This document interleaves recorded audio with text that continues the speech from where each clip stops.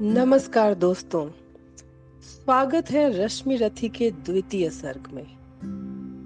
प्रथम सर्ग में अब तक आपने सुना कि रंग भूमि में शस्त्र विद्या का प्रदर्शन करने के क्रम में कर्ण भीड़ से निकल के रंग भूमि में आकर अर्जुन को चुनौती देता है।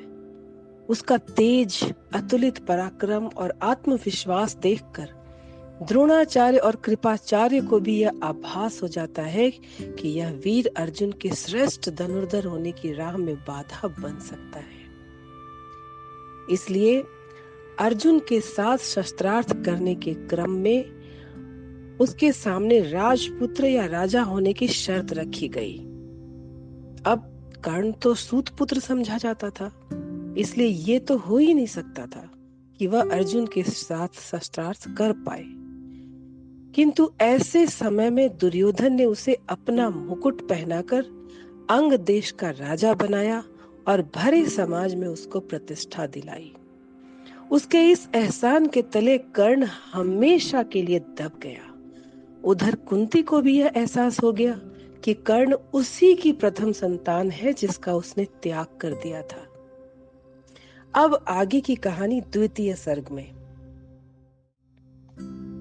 इस सर्ग में परशुराम और कर्ण के गुरु शिष्य संबंध का बड़ी सजीवता के साथ अंकन मिलता है।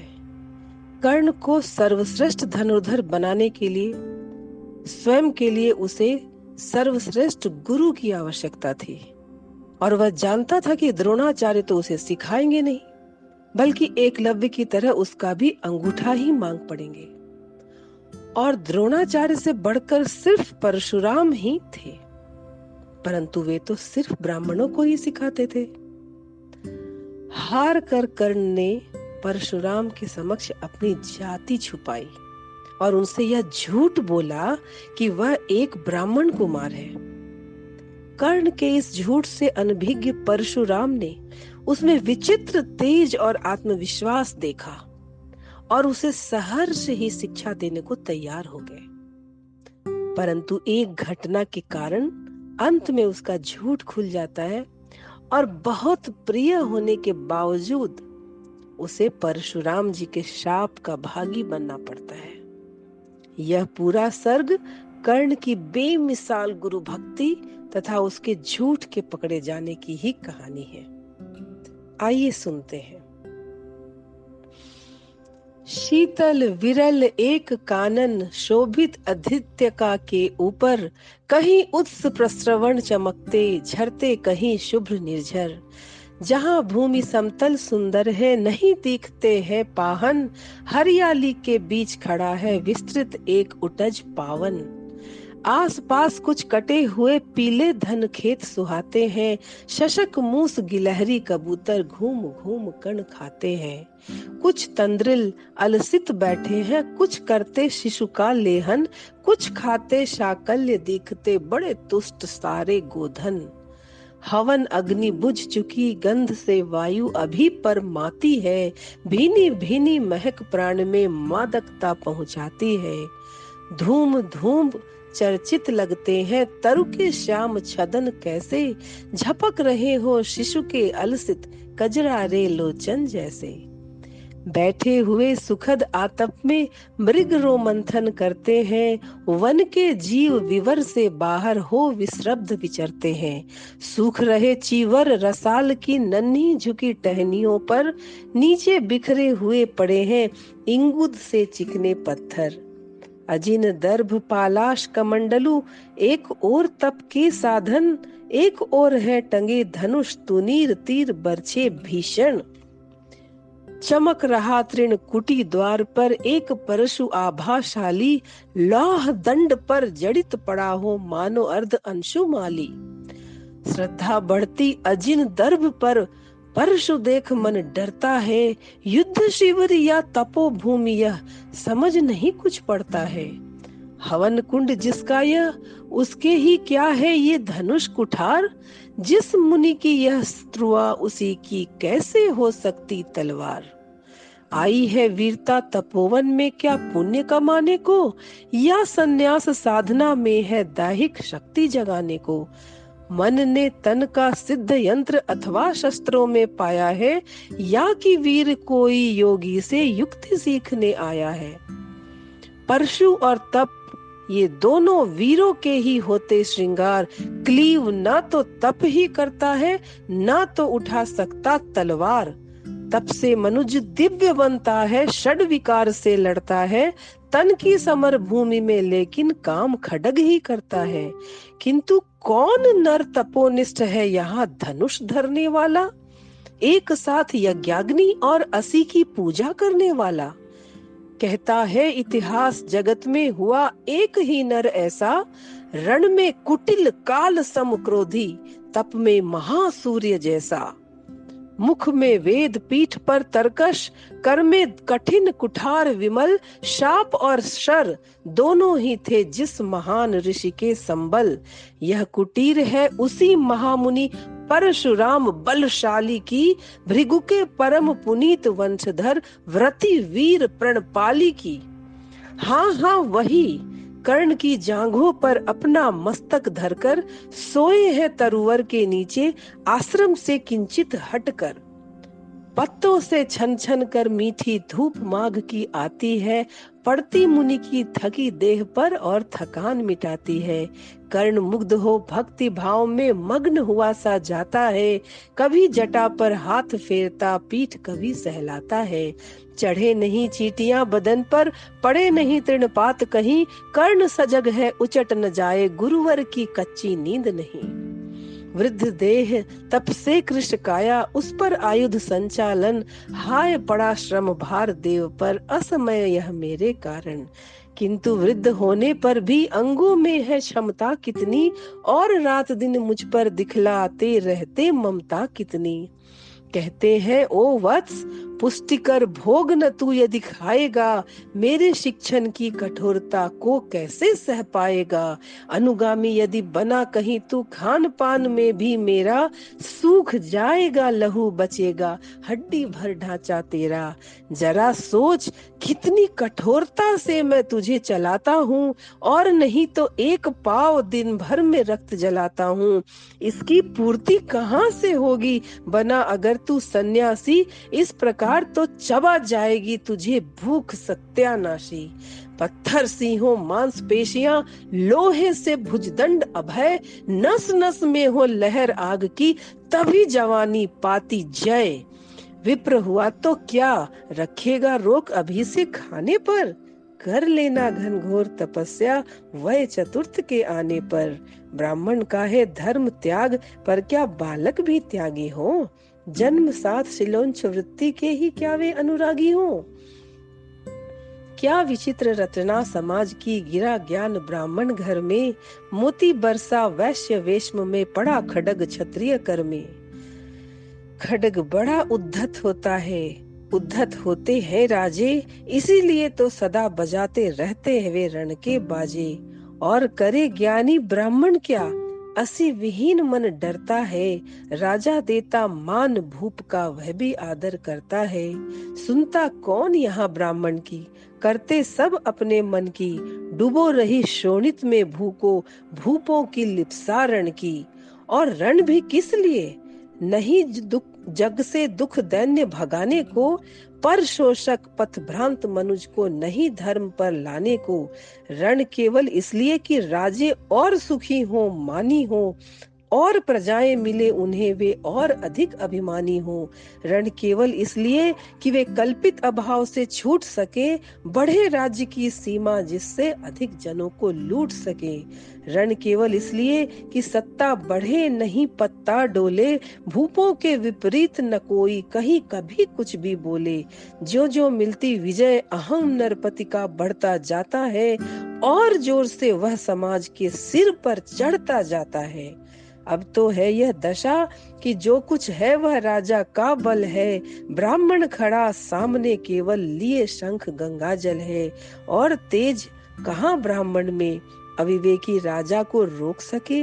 धरे कुपथ पर जब ही पांव वह तत्क्षण उसको टोक सके। और कहे भी तो ब्राह्मण की बात कौन सुन पाता है। यहाँ रोज राजा ब्राह्मण को अपमानित करवाता है। चलती नहीं यहाँ पंडित की, चलती नहीं तपस्वी की, जय पुकारती प्रजा दिन रात राजा जय यशस्वी की। सिर था जो सारे समाज का, वही अनादर पाता है, जो भी खिलता फूल भुजा के ऊपर चढ़ता जाता है। चारों ओर लोभ की ज्वाला, चारों ओर भोग की जय, पाप भार से दबी धसी जा रही धरा पल पल निश्चय। जब तक भोगी भूप प्रजाओं के नेता कहलाएंगे, ज्ञान त्याग तप नहीं श्रेष्ठता का जब तक पद पाएंगे। अशन वसन से हीन दीनता में जीवन धरने वाले, सहकर भी अपमान मनुजता की चिंता करने वाले, कवि कोविद विज्ञान विशारद कलाकार पंडित ज्ञानी, कनक नहीं कल्पना ज्ञान उज्जवल चरित्र के अभिमानी। इन विभूतियों को जब तक संसार नहीं पहचानेगा, राजाओं से अधिक पूज्य जब तक इन्हें वह नहीं मानेगा, तब तक पड़ी आग में धरती इसी तरह अकुलाएगी। चाहे जो भी करे दुखों से छूट नहीं वह पाएगी। थकी जीव समझाकर गहरी लगी ठेस अभिलाषा को, भूप समझता नहीं और कुछ छोड़ खड़ग की भाषा को। रोक टोक से नहीं सुनेगा, नृप समाज अविचारी है, ग्रीवा हर निष्ठुर कुठार का यह मदांध अधिकारी है। इसीलिए तो मैं कहता हूँ, अरे ज्ञानियों खड़ग धरो, हर न सका जिसको कोई भी, भूखा वह तुम त्रास हरो। नित्य कहा करते हैं गुरुवर, खड्ग महाभयकारी है, इसे उठाने का जग में हर एक नहीं अधिकारी है।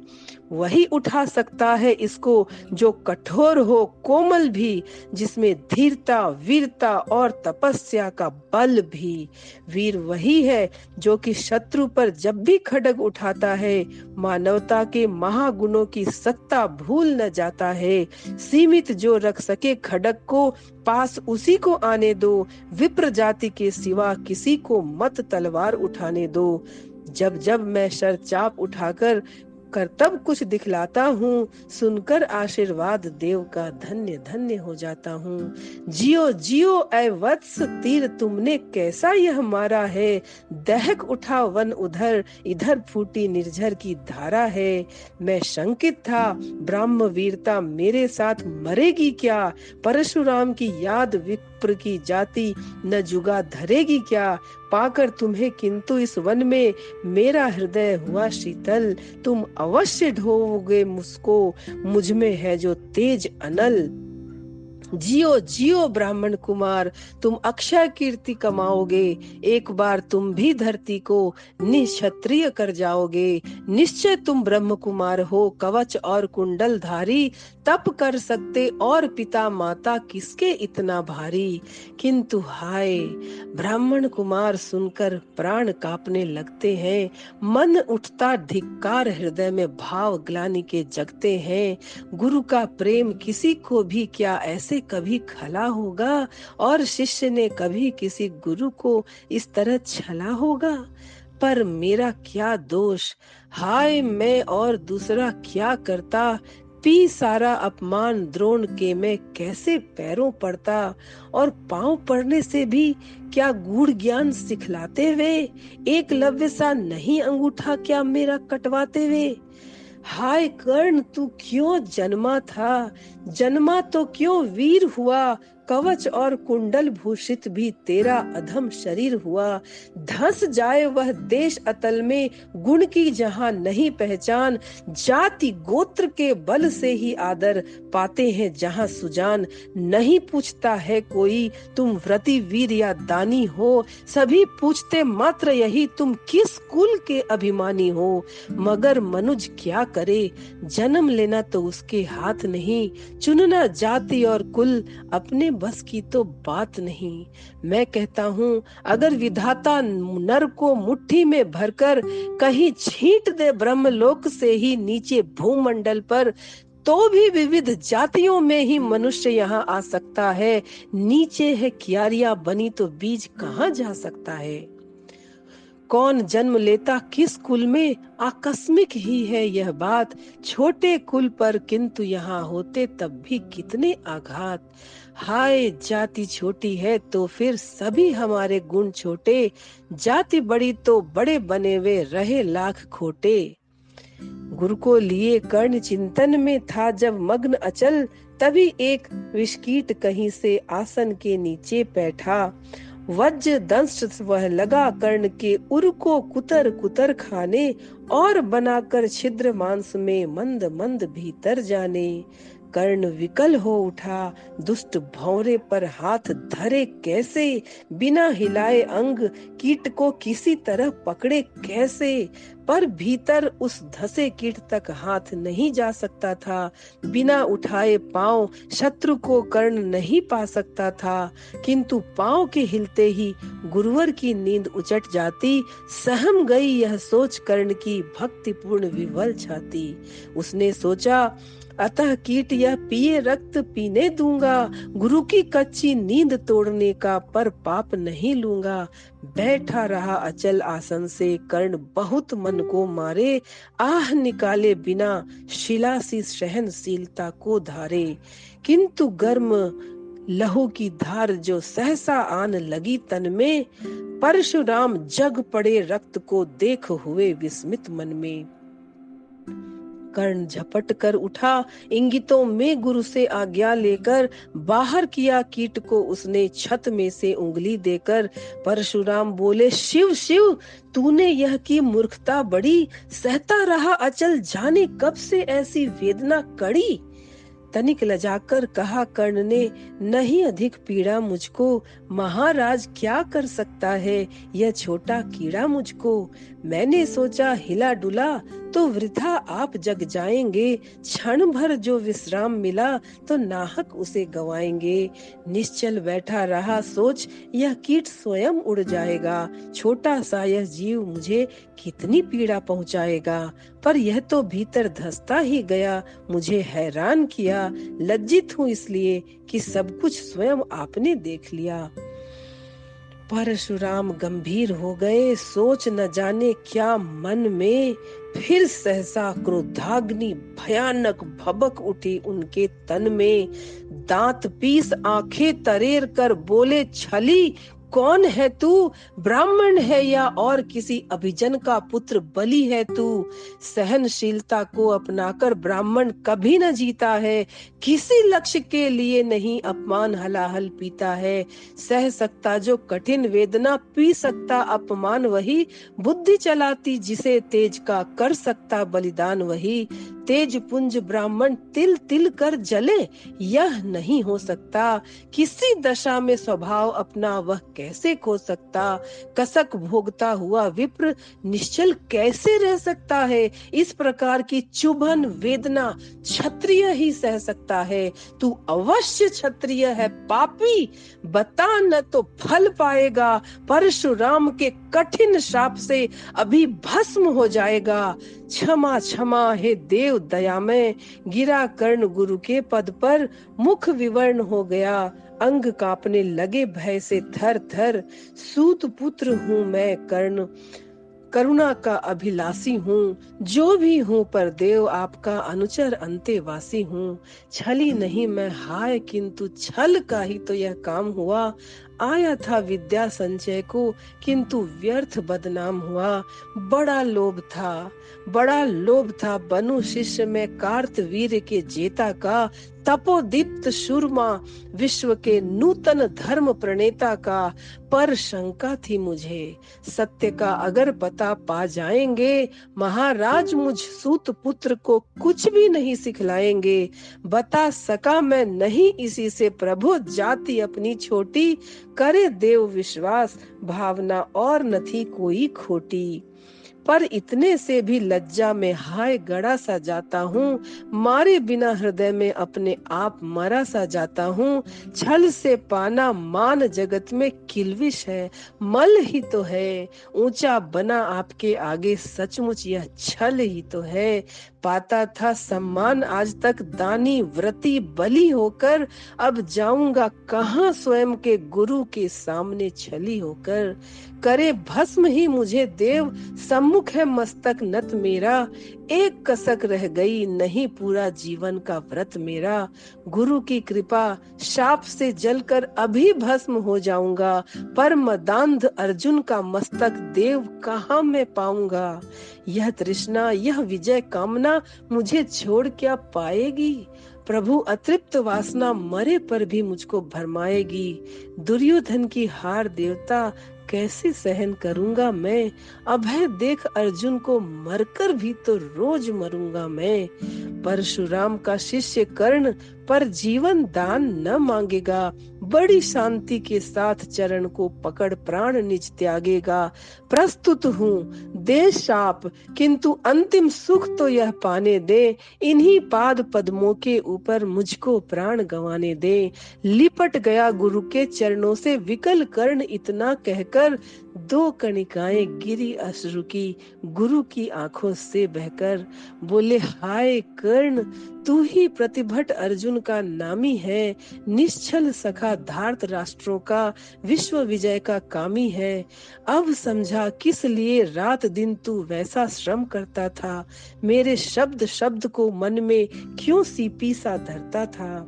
देखे अगणित शिष्य द्रोण को भी कर्तव्य कुछ सिखलाया, पर तुझ सा जिज्ञासु आज तक कभी नहीं मैंने पाया। तूने जीत लिया था मुझको निज पवित्रता के बल से, क्या पता था लूटने आया है कोई मुझको छल से। किसी और पर नहीं किया वैसा स्नेह मैं करता था, सोने पर भी धनुर्वेद का ज्ञान कान में भरता था।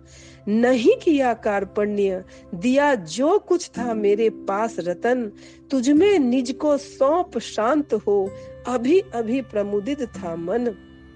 पापी बोल अभी भी मुख से, तू न सूत रथ चालक है, परशुराम का शिष्य विक्रमी विप्र वंश का बालक है। सूत वंश में मिला सूर्य सा कैसे तेज प्रबल तुझको, किसने लाकर दिए कहां से कवच और कुंडल तुझको। सुत सा रखा जिसे उसको कैसे कठोर हो मारूं मैं, जलते हुए क्रोध की ज्वाला लेकिन कहां उतारूं मैं।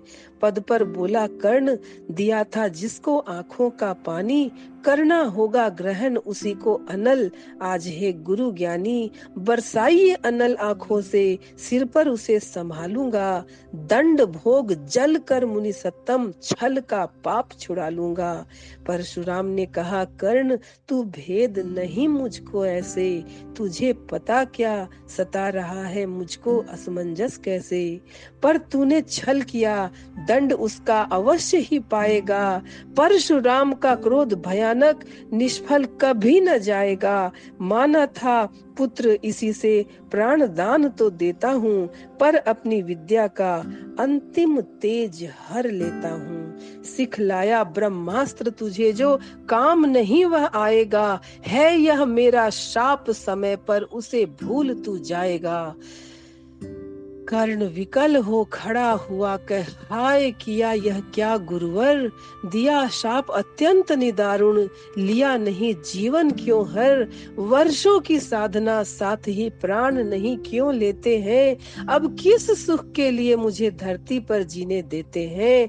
परशुराम ने कहा कर्ण यह शाप अटल है सहन करो, जो कुछ मैंने कहा उसे सिर पर ले सादर वहन करो। इस महेंद्र गिरी पर तुमने कुछ थोड़ा नहीं कमाया है, मेरा संचित निखिल ज्ञान तुझे तूने मुझसे ही पाया है। रहा नहीं ब्रह्मास्त्र एक इससे क्या आता जाता है, एक शस्त्र बल से न वीर कोई सब दिन कहलाता है। नई कला नूतन रचनाएं नई सूझ नूतन साधन, नए भाव नूतन उमंग से वीर बने रहते नूतन। तुम तो स्वयं दीप्त पौरुष हो कवच और कुंडल धारी, इनके रहते तुम्हें जीत पाएगा कौन सुभट भारी। अच्छा लो वर भी कि विश्व में तुम महान कहलाओगे, भारत का इतिहास कीर्ति से और धवल कर जाओगे। अब जाओ, लो विदा वत्स, कुछ कड़ा करो अपने मन को, रहने देते नहीं यहाँ पर हम अभिशप्त किसी जन को। हाय छीनना पड़ा मुझी को, दिया हुआ अपना ही धन, सोच सोच यह बहुत विकल हो रहा, नहीं जाने क्यों मन। व्रत का पर निर्वाह कभी ऐसे भी करना होता है, इस कर से जो दिया उसे उस कर से हरना होता है। अब जाओ तुम कर्ण, कृपा करके मुझको निःसंग करो, देखो मत यूं सजल दृष्टि से, व्रत मेरा मत भंग करो। आह, बुद्धि कहती कि ठीक था जो कुछ किया, परंतु हृदय मुझसे कर विद्रोह, तुम्हारी मना रहा जाने क्यों जय। अनायास गुणशील तुम्हारे मन में उगते आते हैं, भीतर किसी अश्रु गंगा में मुझे बोर नहलाते हैं। जाओ जाओ कर्ण, मुझे बिल्कुल असंग हो जाने दो, बैठ किसी एकांत कुंज में मन को स्वस्थ बनाने दो। भय है तुम्हें निराश देखकर छाती कहीं न फट जाए, फिरा न लूं अभिशाप पिघल कर वाणी नहीं उलट जाए। इस प्रकार कह परशुराम ने फिरा लिया आनन अपना, जहां मिला था वहीं कर्ण का बिखर गया प्यारा सपना। छूकर उनका चरण कर्ण ने अर्ध्य अश्रु का दान किया, और उन्हें जी भर निहार कर मंद मंद प्रस्थान किया। परशुधर के चरण की धूली लेकर, उन्हें अपने हृदय की भक्ति देकर, निराशा से विकल टूटा हुआ सा, किसी गिरिशृंग से छूटा हुआ सा, चला खोया हुआ सा कर्ण मन में, कि जैसे चांद चलता हो गहन में। धन्यवाद दोस्तों। अब इससे आगे की कहानी तृतीय सर्ग में फिर मिलेंगे। Bye bye.